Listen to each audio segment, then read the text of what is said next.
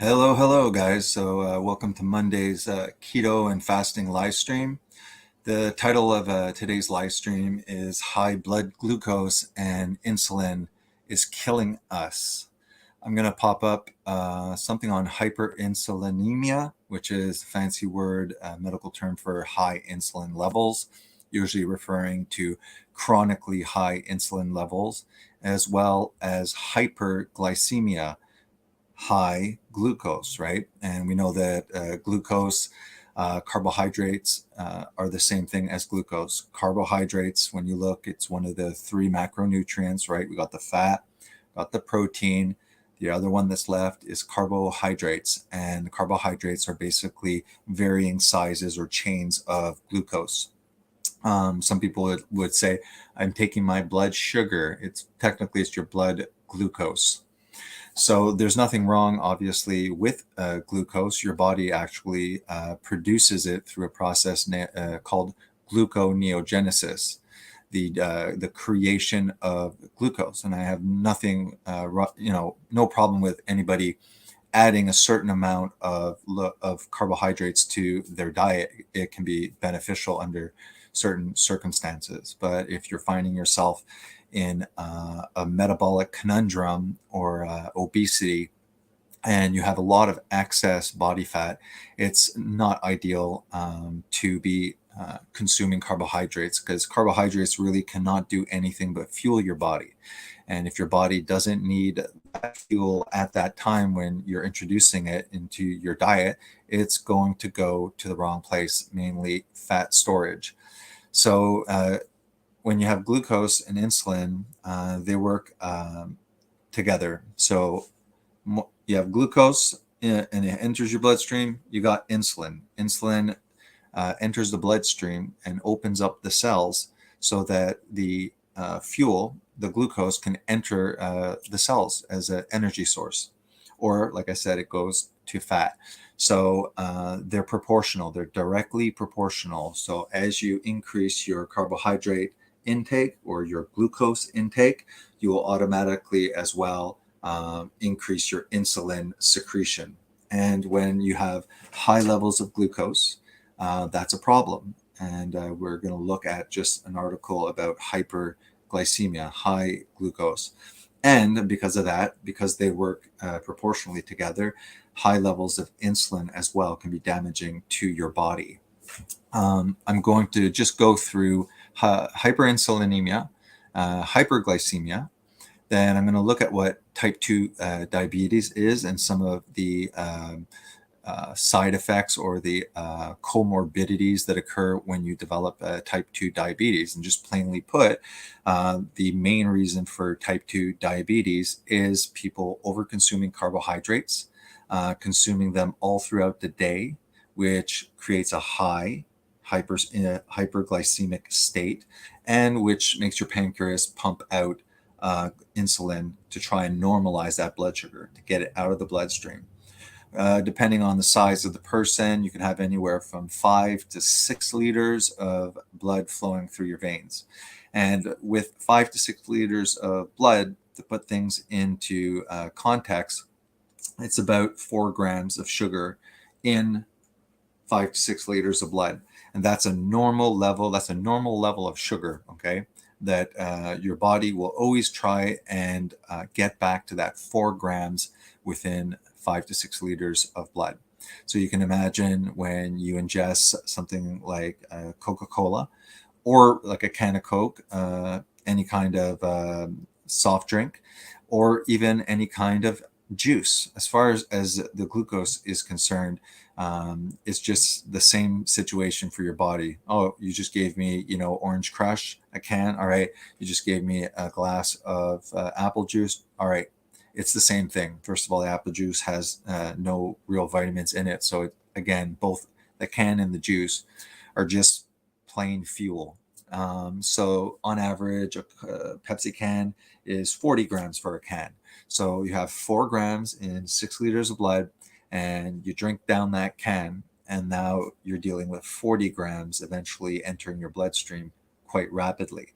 Your body does not want 40 grams. That is a state of hyperglycemia.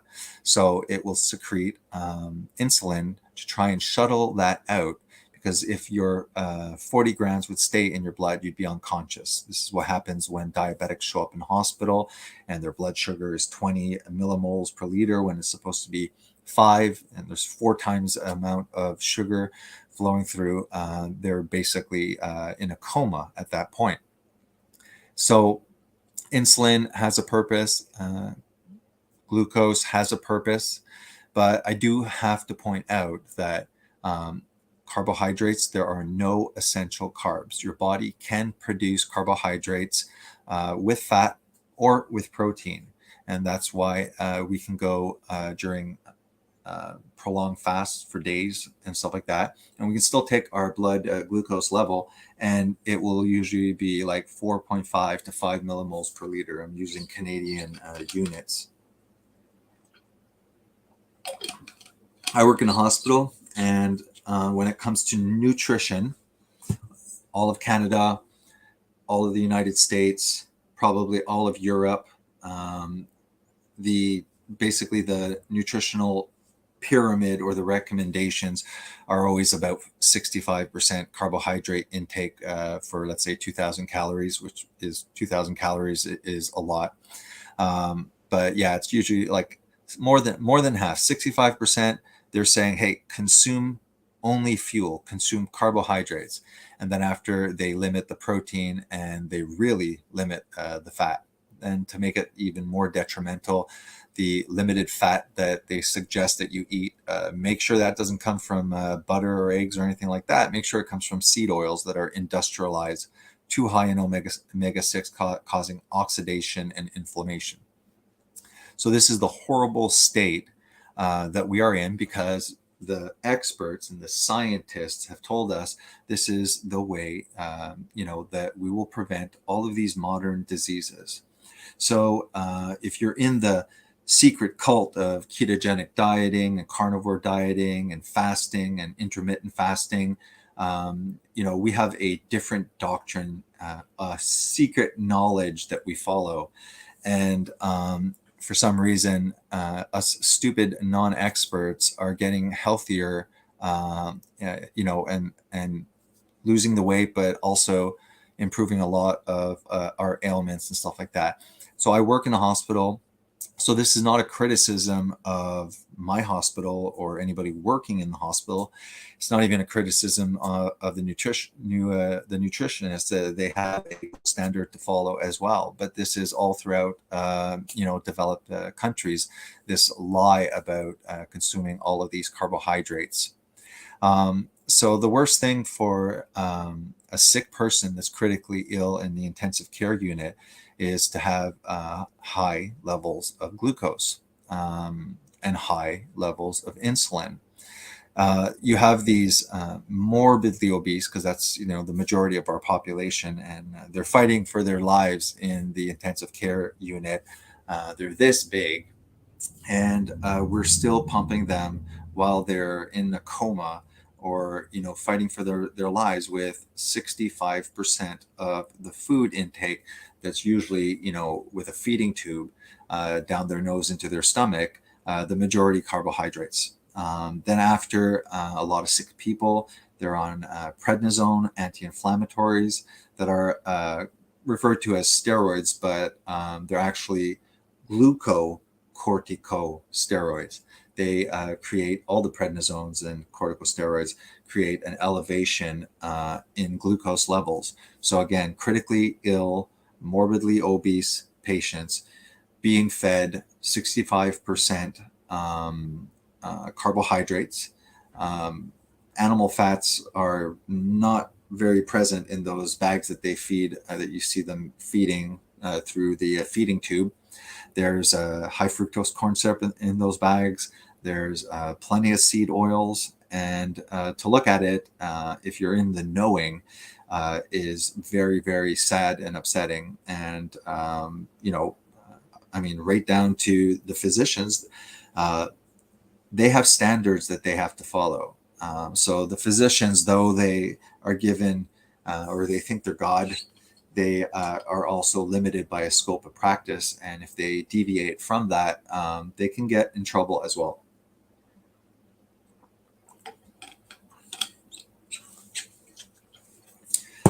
So my idea for a critically ill person is to do exactly what we're doing to the people here that I'm coaching, or to the people here who are doing ketogenic diets, low carb, or prolonged fasting. Is there's no point in giving any of these critically ill patients, in my opinion. Okay, I'm not a doctor. I'm talking about my opinion. Don't want to get a strike here, but it's ludicrous in my non-expert opinion to be feeding all of these patients any fuel if they have large reserves of stored fuel. These patients should be fasted. Now, what happens when you're in a fasted state? We activate a process that is called autophagy. And what autophagy is a healing mechanism that occurs only when you're fasted. It can start around 24 hours to 36 hours, and it is an auto-regulated function within our body that's completely natural and beneficial.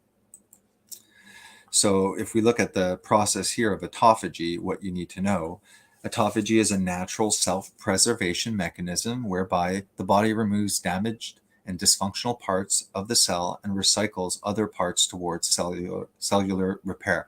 Isn't this here something that you would want somebody in the intensive care to be benefiting from?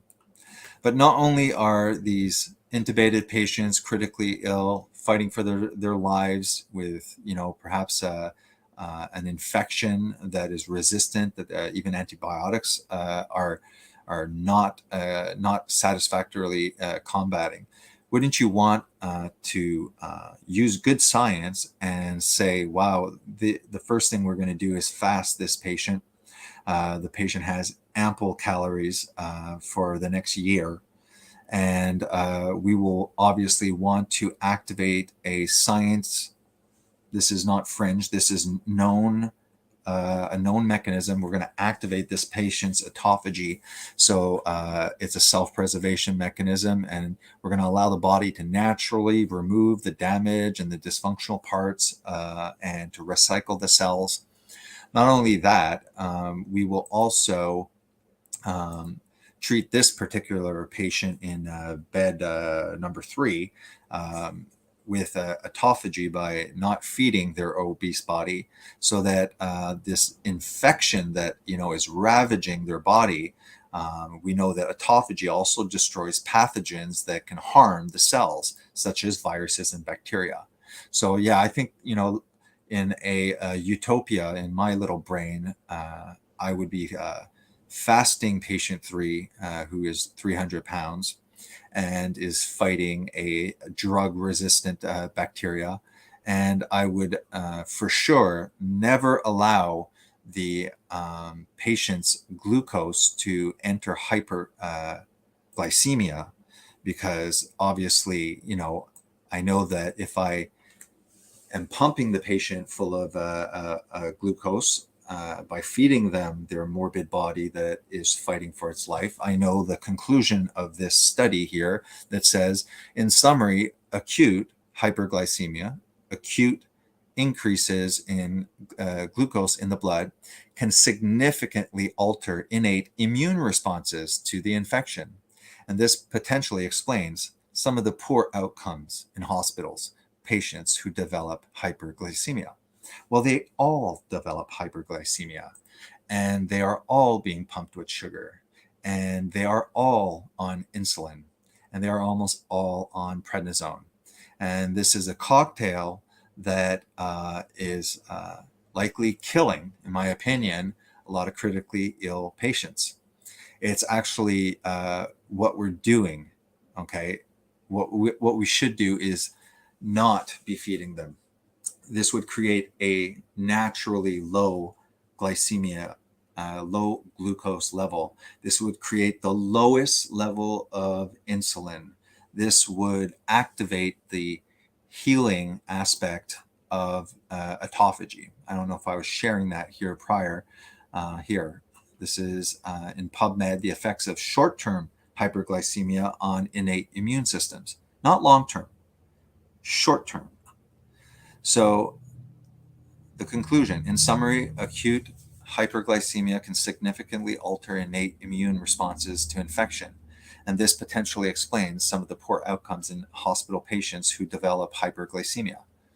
So the science is out there, but the practices are not changing. And like I said, not talking about my specific hospital, not talking about, I'm talking about all of modern medicine as they increase their abilities technologically to treat certain things. They're forgetting the foundation, which is what we're feeding the patients. So let's just look at hyperinsulinemia and its ill effects. And you can tell me in the comments if I'm delusional, but I think that, and it's frustrating because I did mention this to a physician and I was like, we should do a study where more obese, acutely ill patients are fasted. They're already unconscious, they're on sedations, they're not going to be hungry. And I said we would just fast them. We can monitor electrolytes and stuff like that, allow them to go through their fat stores. I said the ketosis would actually create a diuretic effect, where the diuretic effect would require us to use less diuretics like Lasix that are hard on the kidneys. Ketosis that happens whether it's a low carb diet or strictly fasting them, like, straight on Bruce style, like fasting for days kind of thing. It creates a diuretic effect. All of the ICU patients become edematous. They store water. There's always less fluid coming out than we're putting into them. And just by inducing ketosis and allowing and preventing hyperglycemia, preventing hyperinsulinemia, and activating autophagy, I think that a study like that would be groundbreaking. I'm really serious. It's upsetting for me to go in to work and to look at the tables and the sizes of the patients, and the insulin levels and the glucose, and to say it's so simple, and yet we're doing billion-dollar studies and trials and stuff like that, and all I'm saying is, hey, why don't we not feed the fat patients? Maybe we can save their lives, because it is in the literature. Autophagy isn't some fringe thing. It is a known physiological state with known benefits. And we know what hyperinsulinemia does, and we know what hyperglycemia does. To make it worse is the patients, the sickest of the patients are intubated, let's say, and they have those feeding tubes, and they're actually infused the feeds all day with a little trickle that goes in with those big bags, okay, of high fructose corn syrup and seed oils and plant derived vitamins that are not as absorbable. So that completely puts them out of any ability for autophagy. So the most critically ill patients are in a state of constant anabolic processes, meaning they're always being fed something. There's always a certain amount of sugar going into their blood. There's always insulin being secreted. And because of that, they will never reach the catabolic state where actual healing and repair can happen.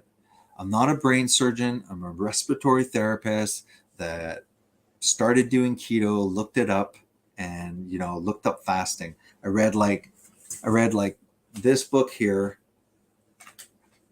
by Jason Fung. I read this book here by Jason Fung, and I have another one called The Ketogenic Bible.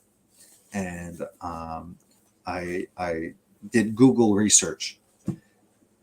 this is what's very upsetting, and I think that there's no money to be made in it, which is one of the major reasons.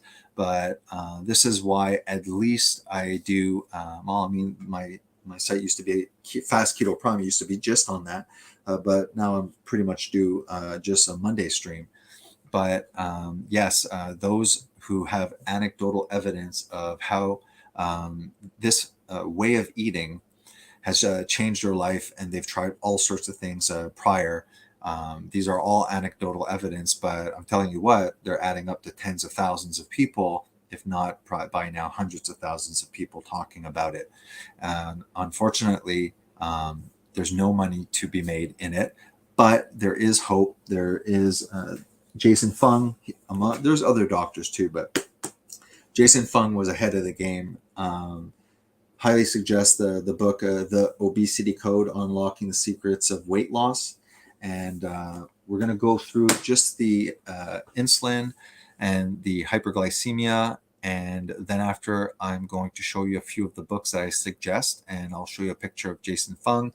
And then I'm going to read his testimonial at the start of The Complete Guide to Fasting, which he co-authored with Jimmy Moore. All right, so hyperinsulinemia happens when you have a higher amount of insulin in your blood than what's considered normal due to insulin resistance. Your pancreas has to work harder to manage your blood sugar levels by releasing extra insulin. What is hyperinsulinemia? Hyperinsulinemia happens when you have a higher amount of insulin in your blood than what's considered normal. Insulin is a hormone your pancreas makes and releases that's essential for life and for regulating blood glucose levels, sugar levels, specifically by lowering the glucose levels. In most cases, hyperinsulinemia results from insulin resistance, which happens when cells in your muscles, fat, and liver don't respond as they should to insulin.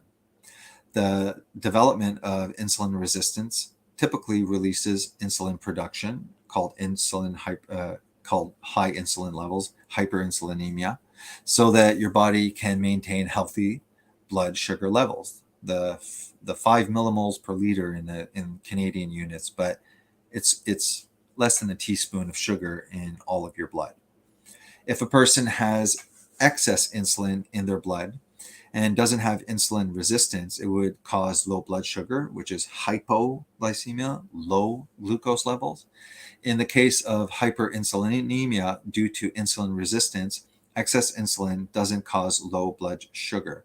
Chronic insulin resistance and high levels of insulin can result in chronic high blood glucose, hyperglycemia, which leads to prediabetes and then type 2 diabetes. And what they mean by a resistance is, so let's say I'm insulin and this table here is the cell. So all of a sudden I see glucose, so I go knock at the door and I'm like, yeah, open up, there's some glucose. And, opens up the door and glucose goes in there.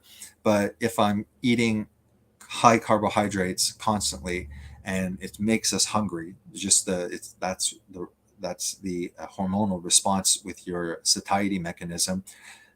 Glucose, eating the majority of glucose, you're always hungry. So now I'm knocking at the door all day. Open up, open up, open up. Eventually the cell's full anyways. And it's like, I don't want any energy. And it's like, not opening up. So you have to start like smacking at the door and kicking the door down. Open up. And it means that it needs a stronger and stronger signal, more and more insulin to just open it up. And it eventually becomes so resistant, the door to the knocking, that the pancreas just can't even produce enough. So then your blood sugar just creeps up in your blood, and then they call it type 2 diabetes, which is just severe insulin resistance. And what do you do then to reverse that? Well, what modern medicine does is they just inject you with syringes of more and more insulin to like just keep on. And so if the actual cause of type 2 diabetes is chronically high insulin levels, then why is the treatment higher and higher insulin injections? Right?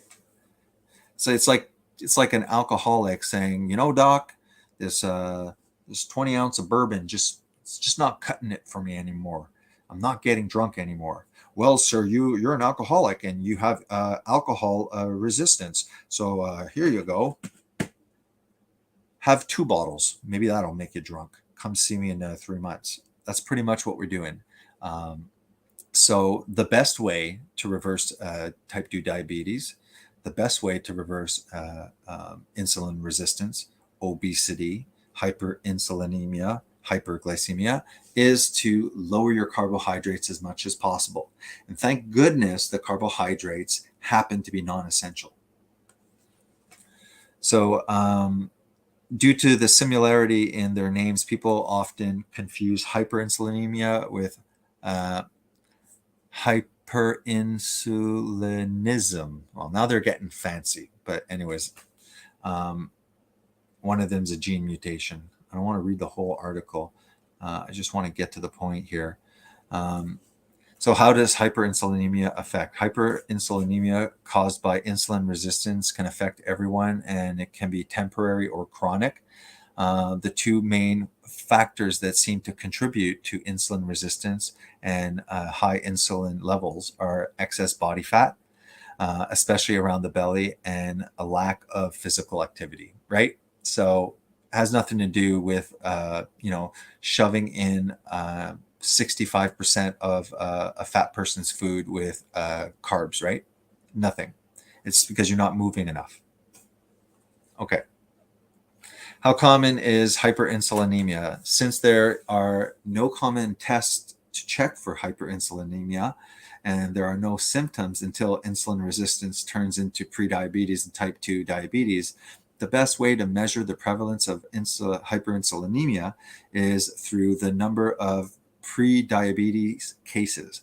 More than 84 million adults in the United States have pre-diabetes. That's about 1 in every 3 adults. And how does this affect my body?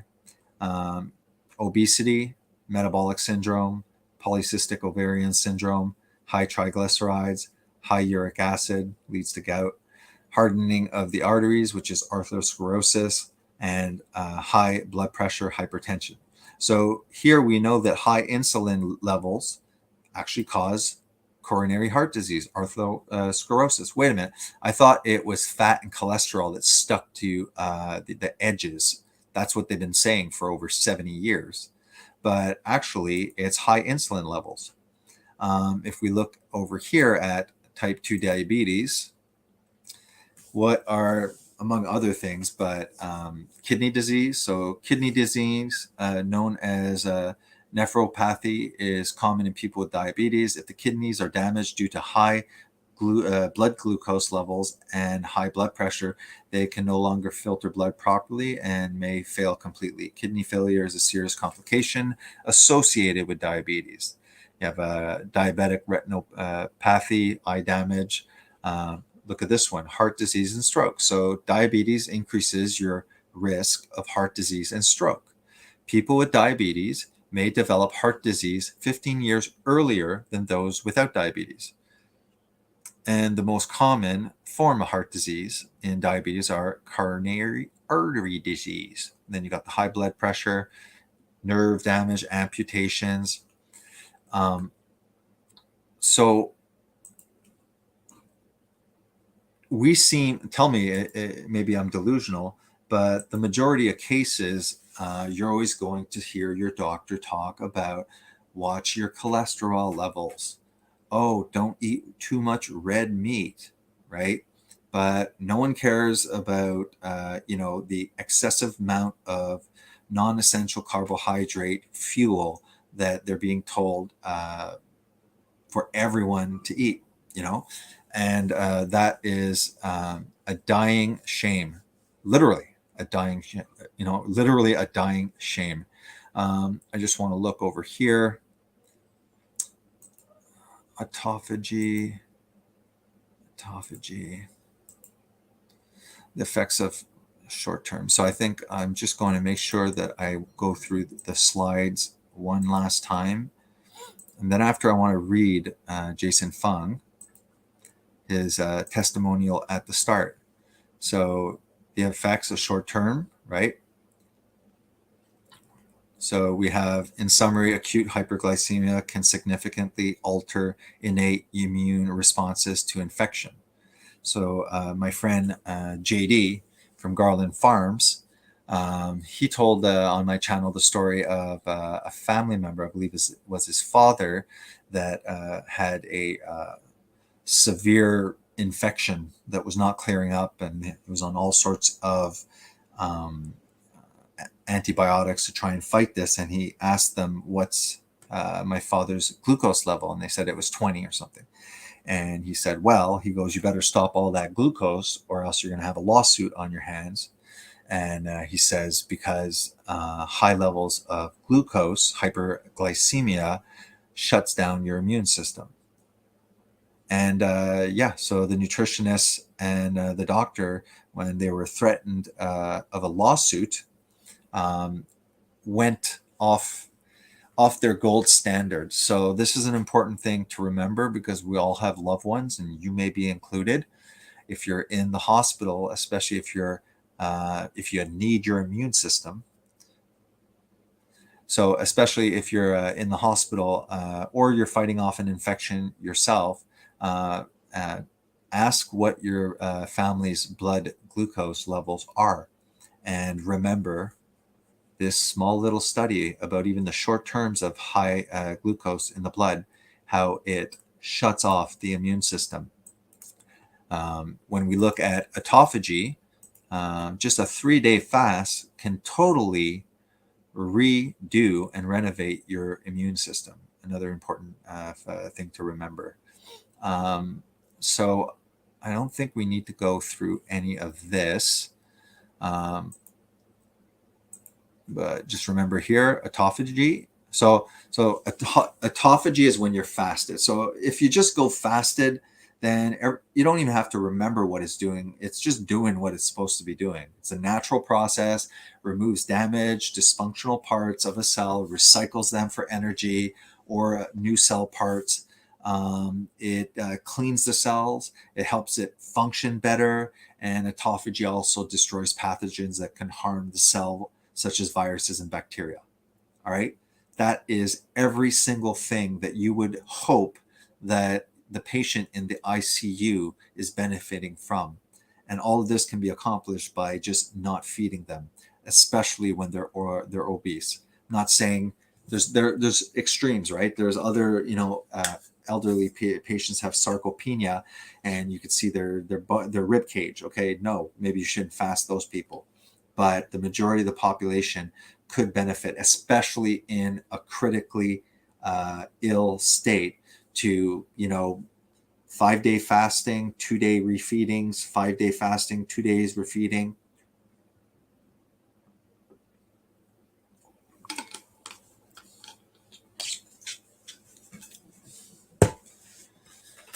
What else here? So here's Jason Fung.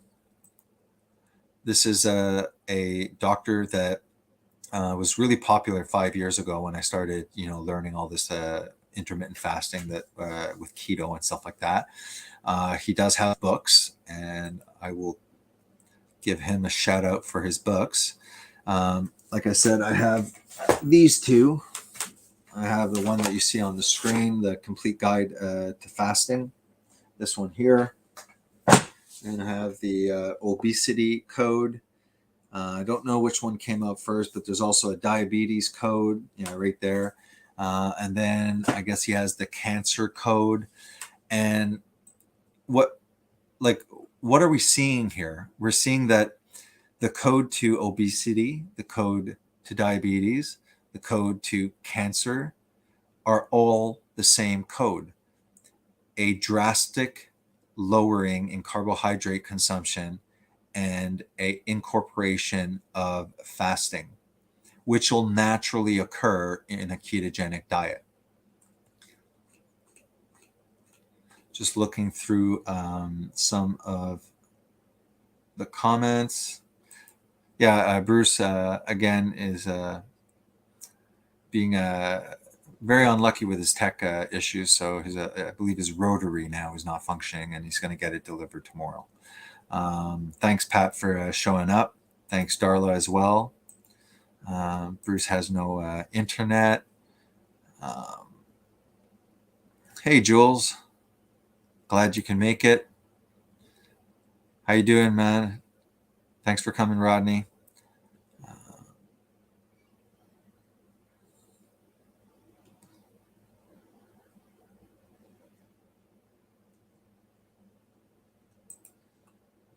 You're welcome, Darla. And be the arrow. Perfect. So we're at 35 minutes. I will post a link.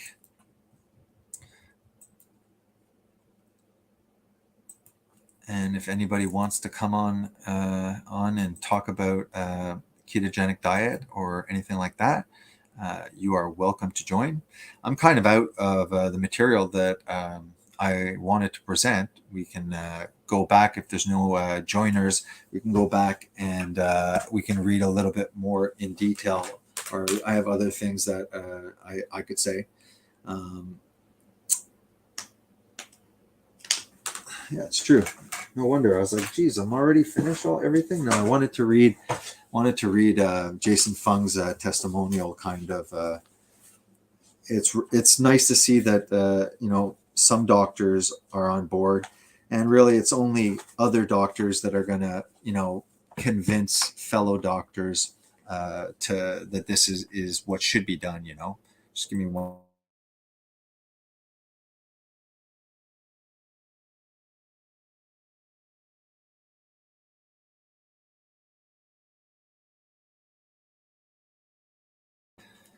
And again, very harsh criticism of the nutrition and somewhat of the methods that the hospitals treat patients. I'm not a physician. This is purely my opinion. In fact, probably I don't share it. Well, I share it to fellow colleagues and stuff like that, but I would lose my job if I was whispering this to a patient. But I really think that the science backs it up. It makes perfect sense, and why we see this drastic improvement in health and control of weight and reversal of type 2 diabetes. There's even another guy at one point I'll present.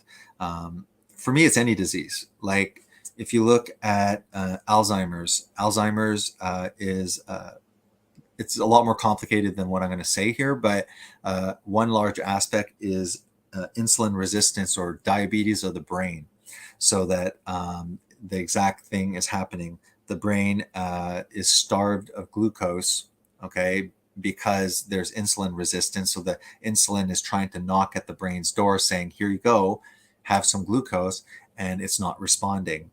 So because the brain needs energy, so it has the oxygen, but it doesn't have the glucose there. So it starves of energy and it's like chokes to death and dies. But another big aspect is a protein that is glycated. So it's a glycated beta amyloid. So these are proteins, the strands that go and embed themselves, and they're all glycated. And if you want to look up what glycation means, it has to do with sugar. You can have glycated hemoglobins. You can have um, all sorts of stuff. So it just sticks, here, I'll pop it up in a second. So glycation of these beta amyloids. So if I find out, oh, I have Alzheimer's, oh no, what do I do? Well, it's not curable, right? They'll give you maybe some antipsychotics eventually to shut you up. What I would do is straight on fast. I'd be like, look, I'm going to lose my mind anyways. I'm going to fast to activate autophagy, and my body will go after those protein bars in my brain.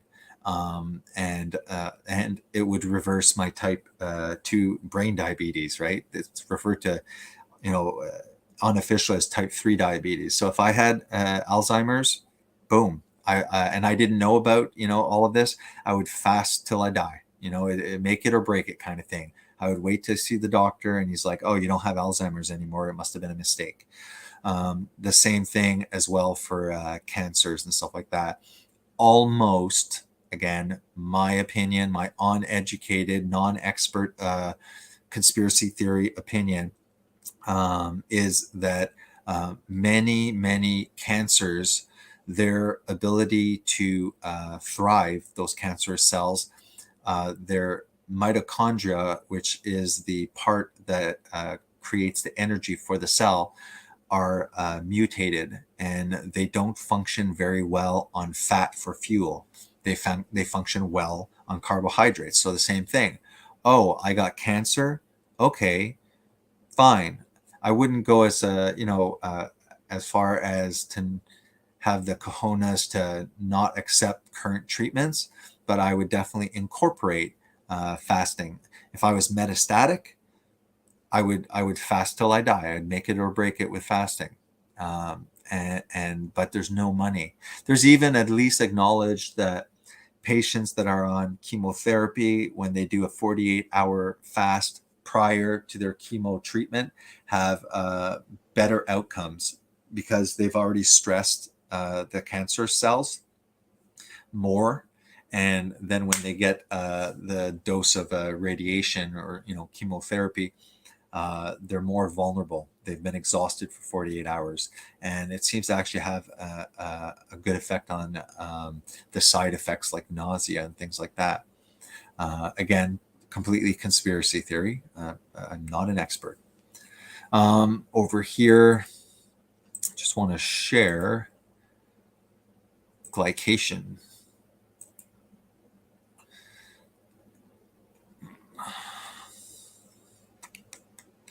Glycation is the most general term describing the, I don't want to get too fancy there, the adduction of a carbohydrate to another biomolecule such as protein, lipid, or DNA. Glycation may occur either enzymatically or non-enzymatically. The common term for enzymatic glycation is glycosylation. For example, formation. Okay, look, the whole point is sugar is sticky.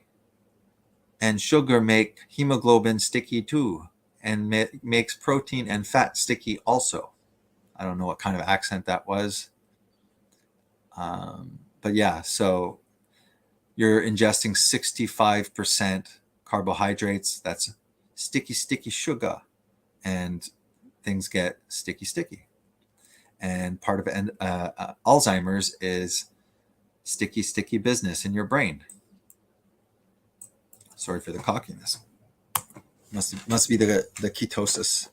What else could we? Oh yeah, Exona.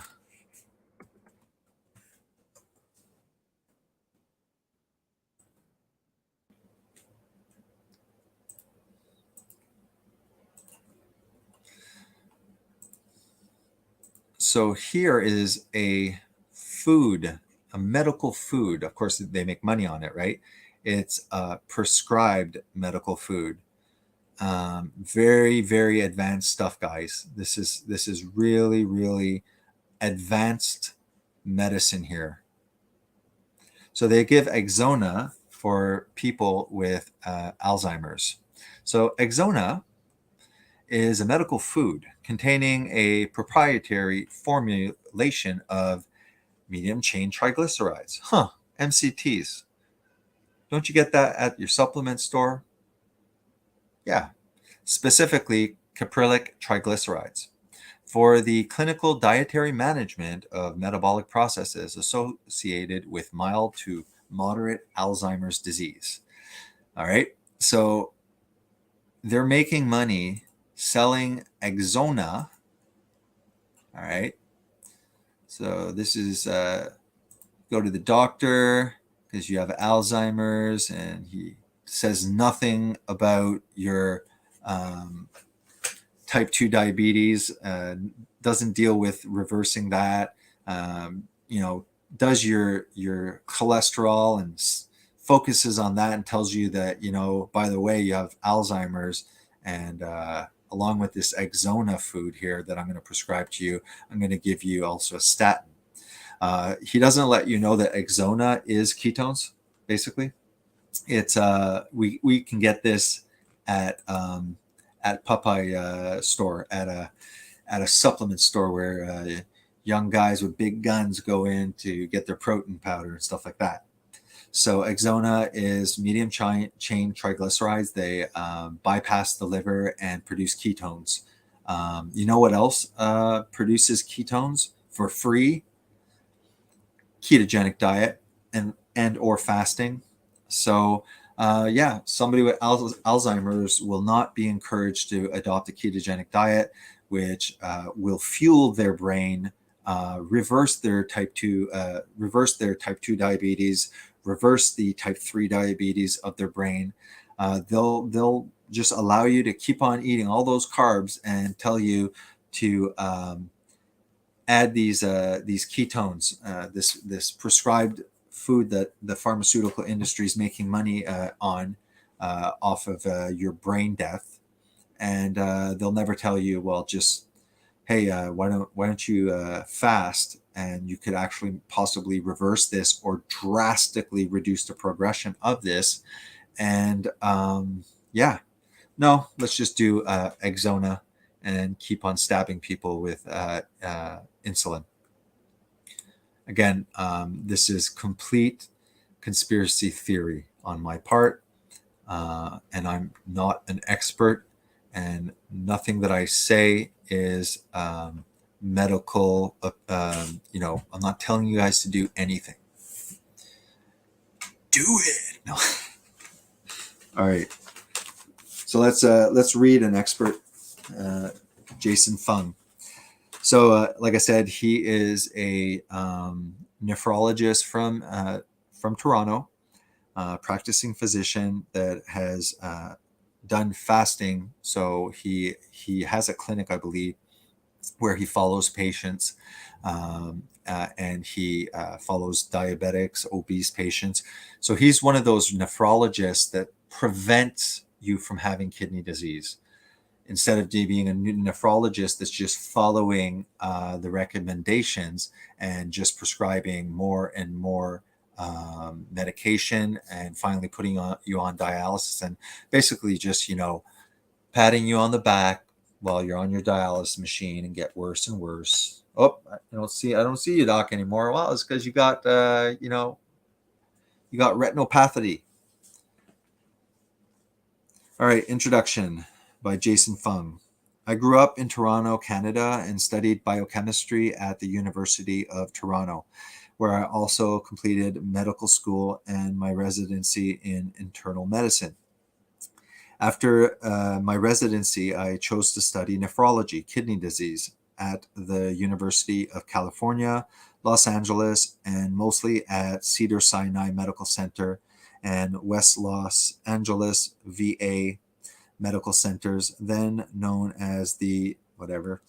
Each field of internal medicine draws its own personalities, and nephrology has the reputation of being a thinker's specialty. Kidney disease involves intricate fluid and electrolyte problems, and I enjoyed these puzzles. In 2001, I returned to Toronto to start my career as a nephrologist. Type 2 diabetes type 2 diabetes is far and away the leading cause of kidney disease, and I treat many hundreds of patients with this disease. Most type 2 diabetics also suffer from obesity. By the early 2010s, my interest in puzzles, combined with my professional focus on obesity and type 2 diabetes, had led me to focus on diet and nutrition. How did I go from preaching conventional medicine to prescribing intensive dietary strategies, including fasting? Despite what you might think, nutrition is not a topic covered extensively in medical school. Most schools, including the University of Toronto, spend a bare minimum of time teaching nutrition. There were perhaps a handful of lectures on nutrition in my first year of medical school, and virtually no teaching on nutrition throughout the rest of medical school, internship, residency, and fellowship.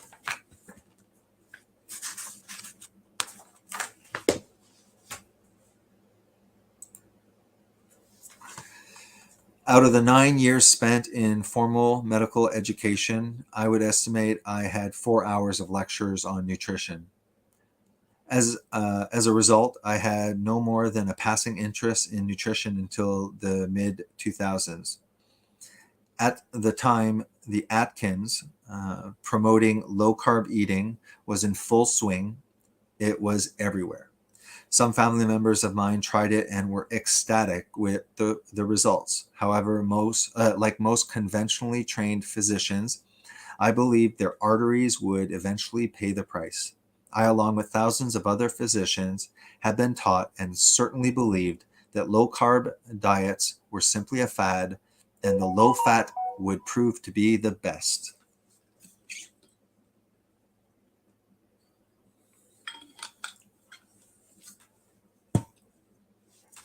Then studies on low carb diets started to appear in the most prestigious medical journals in the world.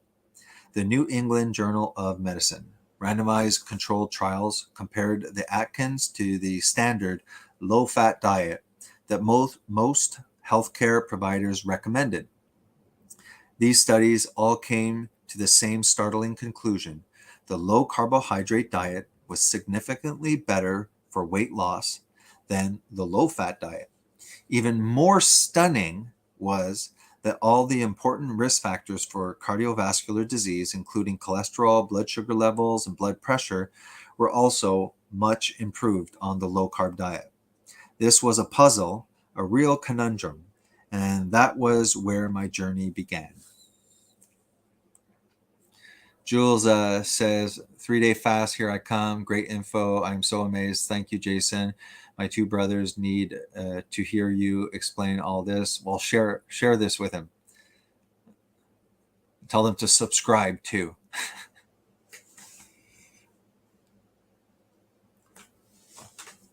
And there's always like my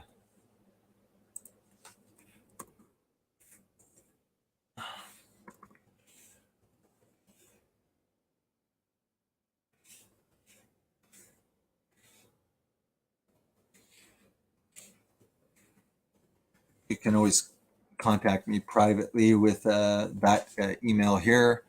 Darla, you can also put the Patreon if you haven't already. Norma Sia, hey, I'm going to finish reading this and then we're going to deal with your questions. Norma Sia contacted me in the comments and was talking about the success that I'm not sure if you're he or she, sorry, was having with fasting, but then all of a sudden now the weight is coming back. So there's a lot of details that I didn't have. So I'm going to, wow, this is long. I'm not going to read the whole thing because I do want to help Norma Sia. So let's just read through this faster then. Figuring out what causes obesity. The new studies proved that the low carbohydrate approach was a viable one, but this didn't make any sense to me because I was still steeped in conventional calories in, calories out approach. The idea that the only way to lose weight is to consume fewer calories than to expend. That's a part, but not the whole thing. Diets based on the Atkins methodology, for example, did not necessarily restrict calorie intake, yet people were still losing weight. Something didn't add up. One possibility was that the new studies were wrong. However, that was unlikely, given that multiple studies all showed the same results. Furthermore, they confined the clinical experience of thousands of patients who were all reporting weight loss on the Atkins diet, logically accepting that the studies were correct. meant that the calories in, calories out approach had to be wrong. Much as I tried to deny it, there was no saving the calories in, calories out hypothesis. It was dead wrong. And if the calories in, calories out hypothesis was wrong, then what was right? What caused weight gain? What was the etiology, the underlying cause of obesity? Doctors spend almost no time thinking about this question. Why? Because we think we already know the answer. We think the excessive caloric intake causes obesity. And if eating too many calories is the problem, then the solution is eating fewer calories and burning more through an increase in activity. This is the eat less, move more approach, but there's an obvious problem. Eat less, move more has been done to death over the past 50 years, and it just doesn't work. For all practical purposes, it doesn't really matter why it doesn't work. I know why it doesn't work. Although we'll look into the chapter 5, the bottom line is that we've all done it and it doesn't work. The underlying cause of obesity turns out to be hormonal rather than caloric imbalances. Insulin is a fat storage hormone. When we eat, insulin increases, signaling our body to store some of this extra food as fat for later use. It's a natural and essential process that has helped humans survive famine for thousands of years. But excessively and persistently high insulin levels, we spoke about, results in obesity. Understanding this leads naturally to a solution.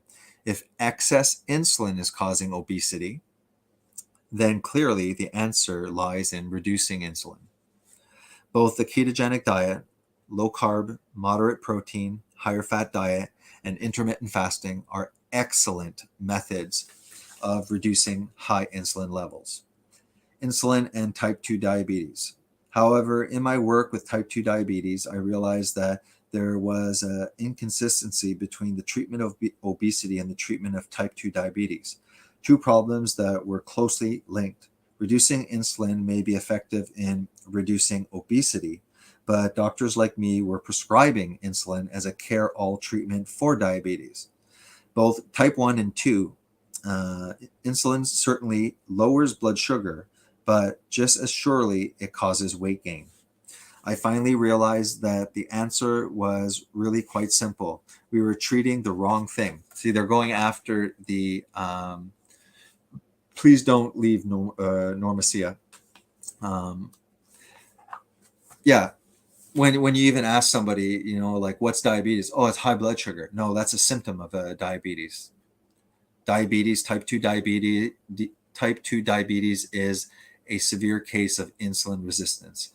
The symptom of insulin resistance is a raising blood sugar. So all they were doing was making themselves feel better by making a normal blood glucose, but making a normal blood glucose by actually giving what the disease is thriving on is that's what we're doing. This is current medicine, guys. Type 1 diabetes is an entirely different problem than type 2. In type 1, the body's own immune system destroys the insulin producing cells in the pancreas. So in type 1, you don't produce any insulin. So yeah, it's normal to require some, but they don't need escalating amounts. Type 2 is a different, they shouldn't even be called like diabetes. It gives the impression that there's a similarity. So yeah, in type 1 diabetes, the body's own immune system destroys the insulin producing cells in the pancreas. The resulting low insulin levels leads to high blood sugar. Therefore, since insulin levels are low to begin with, it makes sense to treat the problem with supplemental insulin. And sure enough, it does work for type 1 diabetes. But in type 2 diabetes, insulin levels are not low, but high. Blood sugar is elevated, not because the body can't make insulin, but because it's become resistant to insulin. It doesn't let insulin do its job anymore. By prescribing more insulin to treat type 2 diabetes, we were not treating the underlying cause of high blood sugar. insulin resistance. That's why over time patients saw their type 2 get worse and worse and worse and required higher and higher doses of the medication insulin. But what caused the high insulin resistance is the first place. But what caused the high insulin resistance in the first place? This was the real question. After all, we didn't stand a chance of treating the underlying disease if we didn't know what caused it. As it turns out, insulin causes insulin resistance. Kind of like how, like alcohol causes alcoholism and cocaine is what causes cocaine addiction. Who would have thought? The body responds to excessively high levels of any substance by developing resistance to it. If you drink excessive alcohol, your body develops resistance. Hey, didn't I just say that? I'm like an expert. No, sorry. The body responds to excessively high levels of any substance by developing resistance to do it. If you drink excessive alcohol, your body will develop resistance up to a point. We often call this tolerance. If you take narcotics such as heroin, your body will develop resistance. If you use prescription sleep medication like benzodiazepines, Ativans, and Xanax and stuff like that, your body will develop resistance. The same holds true for insulin. Go figure. Excessive insulin causes obesity, and excessive insulin causes insulin resistance, which is the disease known as type 2 diabetes. With that understanding, the problem with how doctors treat type 2 diabetes becomes clear. We are prescribing insulin to treat it when excessive insulin was the problem in the first place. Instinctively, most patients knew what we were doing was wrong. They would say to me, "Doctor, you have always told me that weight loss is critical in the treatment of type 2 diabetes, yet you have prescribed me insulin, which has made me gain so much more weight. How is that good for me?" I never had a good answer for this. Now I knew why. They were absolutely right. It wasn't good for them. As patients took insulin, they gained weight, and when they did, their type 2 diabetes got worse, demanding more insulin. And the cycle repeated. They took more insulin, they gained more weight. And as they gained more weight, they needed more insulin. It was a classic vicious cycle. Really sad. We doctors have been treating type 2 diabetes exactly wrong. And I've gotten into a discussion with a endocrinologist. Endocrinology is a doctor that is a specialist in hormones. And she all this stuff, she was like, "I don't agree with you. No, stop talking. You're hurting my ears. Leave. I'm a doctor. I'm better than you." That's pretty much what I got. We doctors have been treating type 2 diabetes exactly wrong. With the proper treatment, it is a curable disease. Type 2 diabetes, like obesity, is a disease of too much insulin. The treatment is to lower insulin, not raise it. We were making things worse. We were fighting the fire literally with gasoline. I needed to help my obesity and type 2 diabetes patients lower their insulin levels. But what was the best approach? Certainly, there are no medications that can do this. There are surgical options that help, such as bariatric surgery, commonly called stomach stapling, but they are highly invasive and have many irreversible side effects. The only feasible treatment left was dietary, reducing insulin levels by changing eating habits. In 2012, almost done, I established the Intensive Dietary Management Program, which has a unique focus on diet as a treatment for the twin problems of obesity and type 2 diabetes. At first, I prescribed low and very low carbohydrate diets, since refined carbohydrates highly stimulate insulin. Reducing these carbohydrates should be an effective method of lowering insulin. I gave my patients lengthy sessions of dietary advice. I followed their food diaries. I begged, I pleaded, I cajoled, but the diets just didn't work. The advice seemed hard to follow. My patients had busy lives, and changing their dietary habits were difficult, especially since much of it ran arbitrary to the standard advice to eat low fat and low calories. But I couldn't just give up on them. Their health and indeed their very lives depended on reducing their insulin levels. If they had trouble avoiding certain foods, then why not make it as simple as possible? They could simply eat nothing at all. A la Bruce. The solution was in a word called fasting. And it's not that um, it's true. It takes a lot of coaching for some people when it comes to ketogenic diet, um, and some people like their hormones are out of whack, so their appetite and their family's not doing it. They're just trying to do it, and yeah, it's hard for some people. Um, all right, so don't be shy if you want to join the panel. Yeah, Normacia, I'm sending specifically an invite if you would like to come on. I'm going to start reading specifically through your comments. Please let me know what the issue is, and we'll try and fix this in the next half hour. We've got a good half hour. I can go another hour if that's what it takes to help you.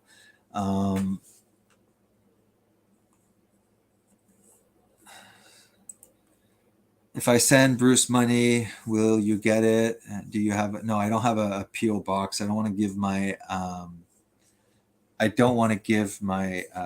email. Not my email. I gave my email. I have a Patreon. I know that you said like you don't want to put your stuff online. So I'll tell you what. Here's the deal. Okay, let's get you fixed up. All right, and when you are in 100% complete control to the point where you can sit here and teach everybody.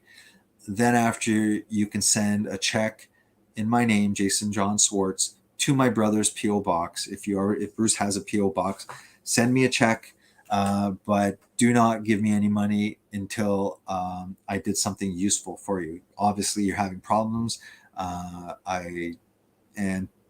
you know what? Like, you have his PO box. If you want to send me down the road, whatever you think is a kind gesture, go ahead. But you can come here during Mondays and we can figure this out. You can come on the panel so we can bypass all of the Patreon if you want as well. The Patreon is specifically, it's just there's a lot of repeating. So I did create a Patreon. I think it's $5 Canadian or $3.50 per month American, and that way, if somebody asks a question, I can do a response video and I can post it there. Everybody else in the Patreon can benefit from it, and it's built. I want to build gradually videos that are for my Patreons, and everyone can learn from everyone else's questions, live streams that we can do. What I mean is I can use StreamYard, but like not record it, just use it as a FaceTime with the Patrons, and that's kind of what I'm trying to build with the Patreon. It's on the top of my channel, the Patreon link also.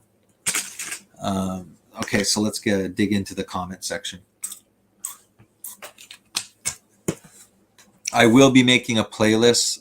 So when you go on my channel, the playlist, I'm going to be putting all of the keto live streams on a playlist. So you could share a whole playlist with somebody, like, oh, this person, has to hear, about this. Like Jules was talking about her brothers, it's like, well, here you go. I'll probably do this tonight or tomorrow. And you can just like send them the whole playlist. And that way that you don't have to send individual videos, and I'll keep on adding every Monday to the playlist. So let's not worry right now about the money. Show me the money. No, let's get you on track. I just drank broth and tea for 2 days and the weight went back down. I think something is bloating me. Okay, I'm going to go through all of the comments that you're doing. I have Bruce's address. Okay, if I make a check, forget about the money. I will probably do that. I have read all Jay Fung's books on fasting and I have fasted up. Okay, so you're good with fasting. Now, what I want to figure out is um, what's, to my knowledge from the previous comments, you said that you're actually what you would consider ideal body weight. So when you're not fasting and you're saying that you're putting on weight, how much weight are you putting on? And how quickly are you putting that weight on? And would you say that that weight is increasing the fat on your body, or are you just looking at the weight on the scale? Because if you're fasting a lot, it's normal to put on, you could put on like 10 pounds. And that is a good thing because during fasting, you're losing the weight, but you're cleaning yourself out.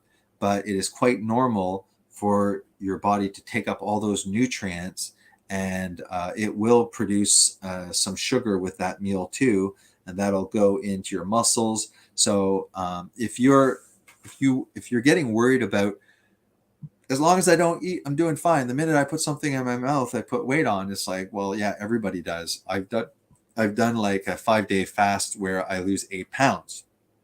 And then after I eat, and then I put on 5 pounds. And in reality, over those 8 days, I lost 3 pounds. So we have to get into some details. So being on my own with CFS, fasting is hard. CFS.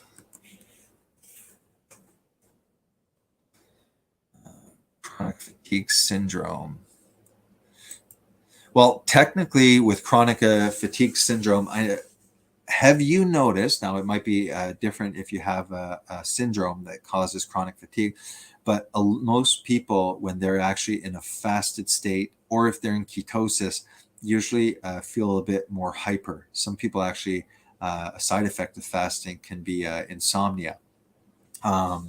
Definitely, sugar will create these up and downs in energy, right? So when you're breaking your fasts, are you doing a ketogenic diet or not?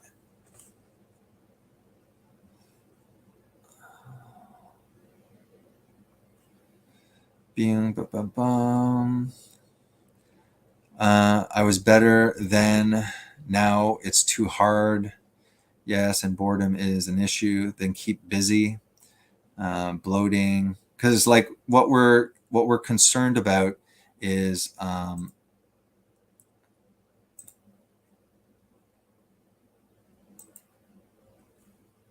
sorry, I had somebody in the back that I don't want, um, so it was pulling my attention there. I had to ban, so now I bet you, now when you ban, people have to log in to come on. I hope that's just for this stream. um, all right, so let's get back on track. CSF makes the body very resistant to making ketones. I can only get into ketosis if I fast. All right. So if you've if you've done enough of the ketogenic diet, and you don't have like the ketogenic flu where there's that sometimes a week to 2 week adaptation where you don't feel full of energy and things like that, then you should be able to be using your ketones as fuel very effectively. So people that are fat adapted, that have been doing keto for a while, if you actually measure your ketones, they might be like 0.4, 0.2. It's because as you're producing the ketones, your body's just taking them up and they're not building up. When you're new at a keto diet, you might start getting like 1.5 ketones, like 1.5 millimoles per liter and stuff like that. Definitely during complete fasted states, for sure. They'll build up anywhere from 3. Some people can get up to 5 millimoles per liter during extended fasts and stuff, which is completely fine. That's what to be expected. So if you really want to know if you're putting on fat, you can buy those calipers that squish various body parts, areas, and you can calculate your body fat. Unfortunately, now I banned somebody, and I think now I would have rather you come on and talked with me, but now you might need to log in. So I still wish you would come on, but if not, email me and we can set up offline talk where we could just get through this a lot quicker. So if you're following a ketogenic diet, then you will be in ketosis. If you're restricting heavily the carbs, don't base your whether you're in ketosis or not with your ketone levels. They could be 0.2 to 0.4. That's still considered nutritional ketosis. Your appetite, usually you'll know a difference when you're in nutritional ketosis. Your appetite is lowered, and you're really not thinking of eating very often. I'm finding that I can do bone broth to bring down my weight. Yeah. Well, look, that's fine. But if you are at your ideal body weight, I don't want you to continue just eating bone broth and stuff like that, because now you're like obsessed, not obsessed, but now you're like super focused on the weight scale, because that's not healthy. If you've done the fasting and it's been a tool that has worked and it has gotten you lean, now you have to stop looking at the scale so much, and you have to start eating what you're built of, which is namely animal food. So you eat to satiety. Now hey, what if you start eating eggs, steak, butter, cheese, fish? You're eating all of these, animal foods. Then after, you're going to naturally start putting on weight, because maybe you're building now muscle. Your body has been in a fasted state. Now it is receiving food. It's going to want to use that to rebuild itself. So just like there's one extreme where you are always eating and you're never fasting, well, we don't want to fall into the extreme of being like, well, I'm so scared now to start introducing food significantly because I'm putting on weight. I'm going to get fat again. No, I would. So these are questions that would be better if we dealt with, one-on-one, face-to-face, and we can do that. We can set something up offline. I can still give you a StreamYard link and not record it and not be live, and we can just talk together. You can turn off your cam so that I don't even see your face. And I think it's important that we do this one-on-one. You're welcome to come on now, but I guess now you're gonna have to verify yourself. The way it's set up here is I can see anybody in the back studio, and the only way for me to read is to be in this smaller, this like where I see my screen, but I see the back studio. I see all the comments, and Nub's Revenge was on, and when I kick him out, usually he always comes back. It's actually really difficult to focus because you see somebody's screen. Like, see the screen, you see their screen. What you will see, you see in the back studio, and it's just like this movement that's like taking my concentration away.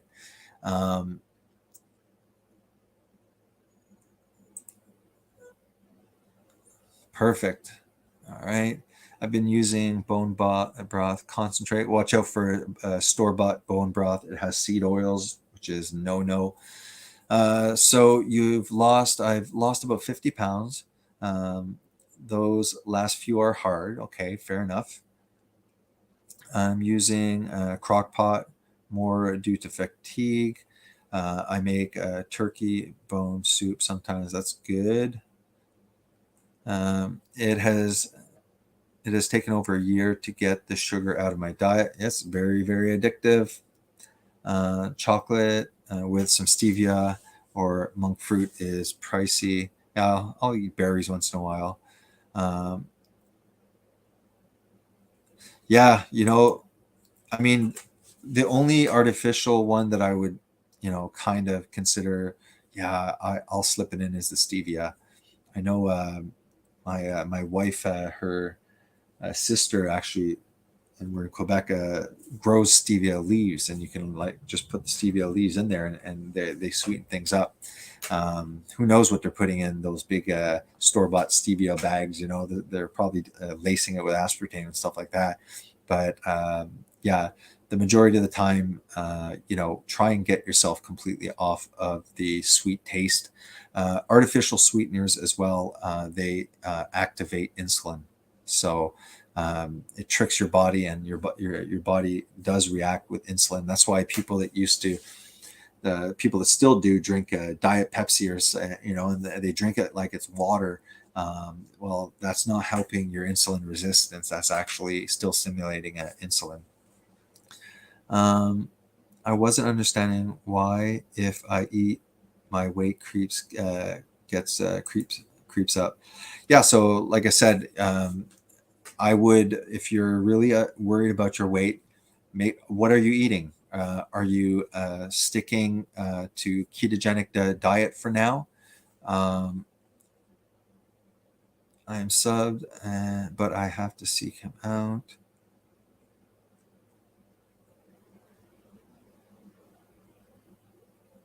Well, look, I'll tell you one thing. I I had my back surgery, spine surgery, laminectomy. Geez, how many years ago?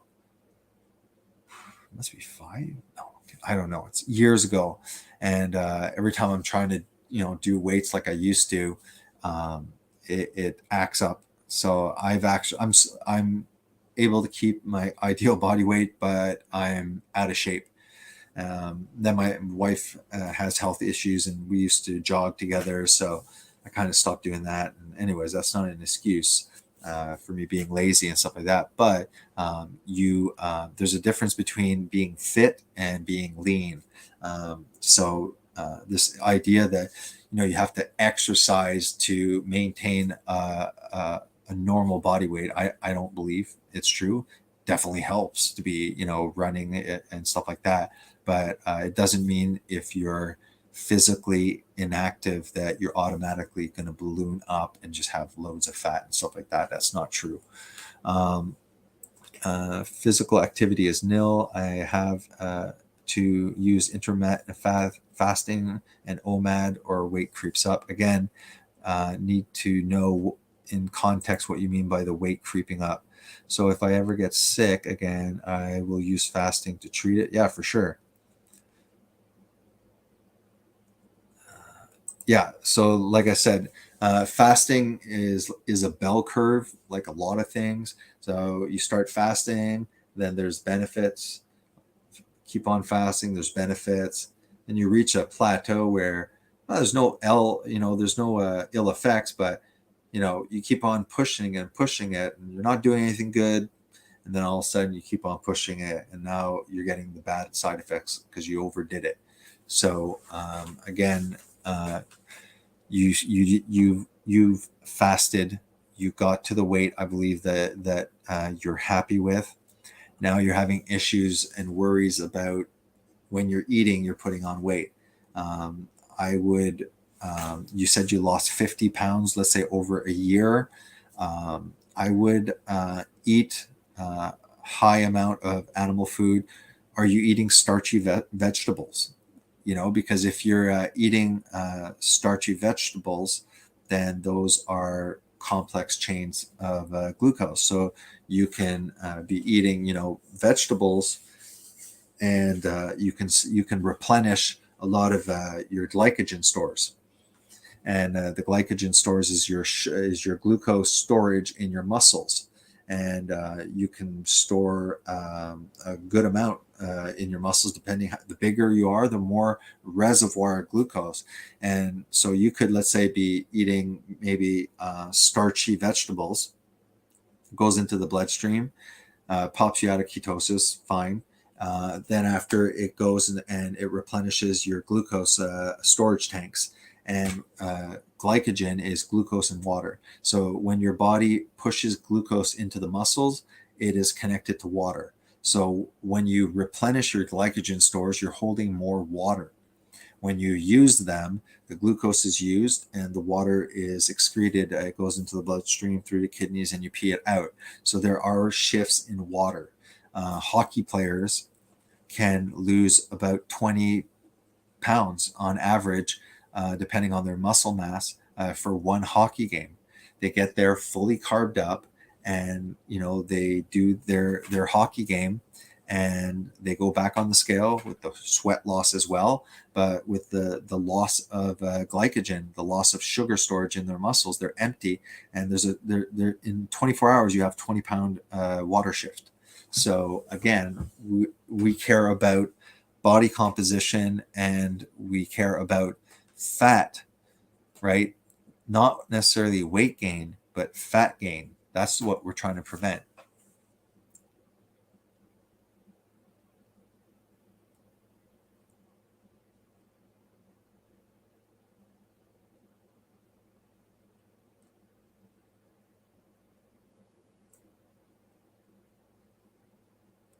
Okay, that's fine. We don't have to go live, but we can definitely just contact me, please, on my email that I just shared, jjswartz79@gmail.com, and just make sure I recognize who you are, and we'll set up at your convenience. We can set up. It'll look exactly like this, me and you chatting. I will not record it, and it will not be live, and and you don't have to put a camera on, and we can just do this a lot quicker than going through the comment section.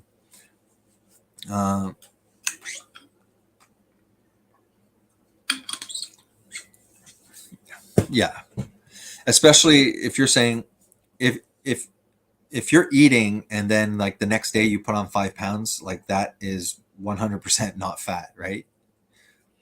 I have insomnia, but when I'm fasting, my energy is better. Yeah, exactly. Uh, that's kind of what I was saying before. I'm like, usually when you are nutritionally inducing ketosis through low carb eating, you have more energy because ketogenic diet is a fast mimicking diet. It's very similar stuff flying through the blood, right? When you're fasting, your insulin's low, there's no glucose, your body's producing the bare minimum for your blood sugar. You have fat and ketones flying through your blood. And when you're in ketosis, you have low insulin. Your body is producing the glucose mostly, and you have fat and ketones flying through your blood. So it's fast mimicking. So somebody who has chronic fatigue syndrome usually would benefit from functioning with ketones. You have less of this up and down situation occurring. I notice I don't get keto flu anymore. My ketones tend to be 0.5, and if I fast, yes. So good. I'm kind of like saying the stuff, and then I'm seeing you say it after. So I'm behind here with the comments. That's exactly the same thing with me. 0.2, 0.4 ketone levels, full ketosis. I feel the effects that I'm in ketosis.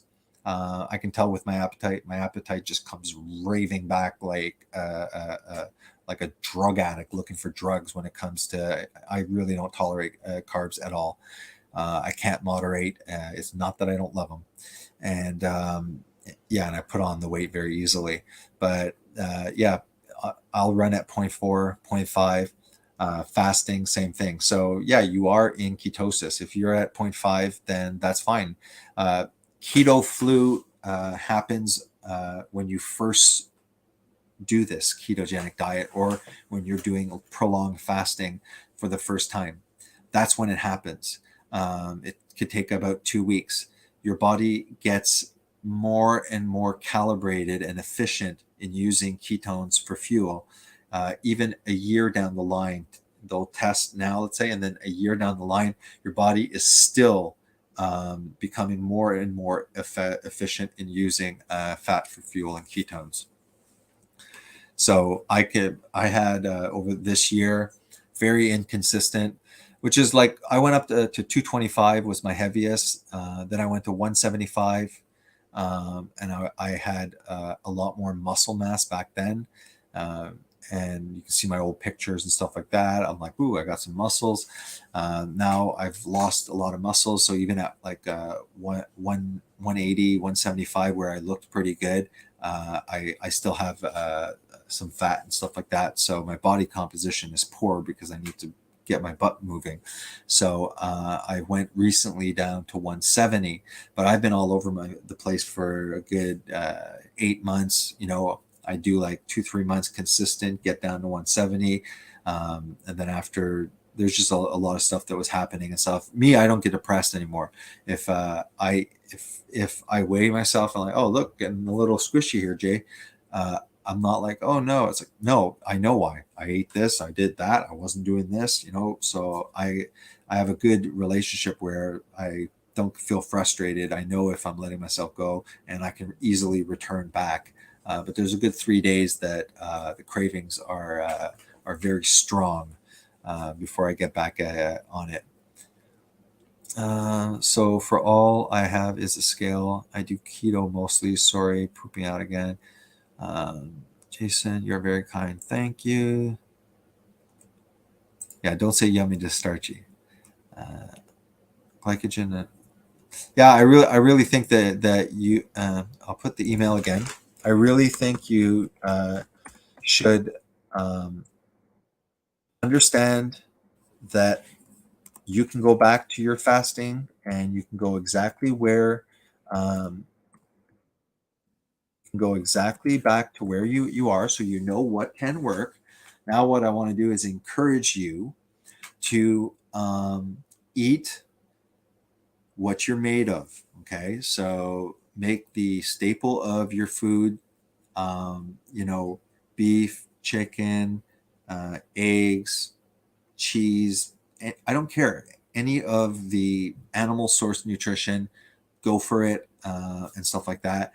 Remove the seed oils, okay, and stuff like that from your diet, um, and just eat vegetables. If you want side dishes, eat vegetables, but avoid the starchy ones, and stuff like that. So yeah, that's pretty much it.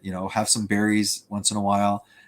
Watch out if you're eating nuts and seeds and stuff like that, because they're really rich in calories. A few handfuls, you could end up, before you know it, like scarfing barbecue peanuts in your mouth, and it's like, oh, there's 1,000 calories kind of thing. So just eat grass fed if you have it available, and eat to satiety. Eat one meal a day if that's enough to keep you full. Eat one meal or eat 2 meals in a day. Yes, continue the time restricted feeding, the intermittent fasting. Lay off the extended fast for now, and give yourself give yourself a good, let's say, 2 weeks, okay, of no extended fast, okay? Like just one meal a day is the biggest fast that you'll do. Don't skip a whole day. For 2 weeks, eat a ketogenic diet, and avoid starchy vegetables. Yeah. Oh, uh, What up? I was just wondering if on Wednesday at 5:30 I have an apartment viewing. Are you able to drive me? I think so. Let Yeah. me know afterwards. Yeah, sure. Yeah, so that's what I suggest. Okay, eat a ketogenic diet. Go after the eggs. Go after butter, good quality cheese. Go after sardines, cod liver, and do that for like 2 weeks. I'd even say a month, but let's just do 14 days of that. Okay, um, the side dishes are optional. Have some berries, a little bit here and there, lemon water if you want as well, and stop worrying about the scale. Okay, um, you could either weigh yourself every day, but that might scare you, or weigh yourself after 1 week, and we'll see next Monday how it goes. All right. And I am very, very confident that you'll probably be 10 pounds heavier after 14 days. And you'll actually probably be 10 pounds heavier because yes, you'll have glycogen storage. So that'll hold some water, and your body now is hungry to rebuild itself, and it wants to likely build a little bit of muscle to improve your body composition. If you're somebody who's very worried about the scale, then I suggest that you go on Amazon or something and get those calipers that you can squish specific body parts and then track that. Okay. All right, guys, that's the end of the show. We don't go more than about an hour and a half. So hope you enjoyed the show. Please share, subscribe, and press notifications. And if you are a Christian or interested in Christianity, I do on my channel usually once a day, Daily Bread, where we go through the Bible one chapter at a time. All right. Love you. God bless. And stay safe.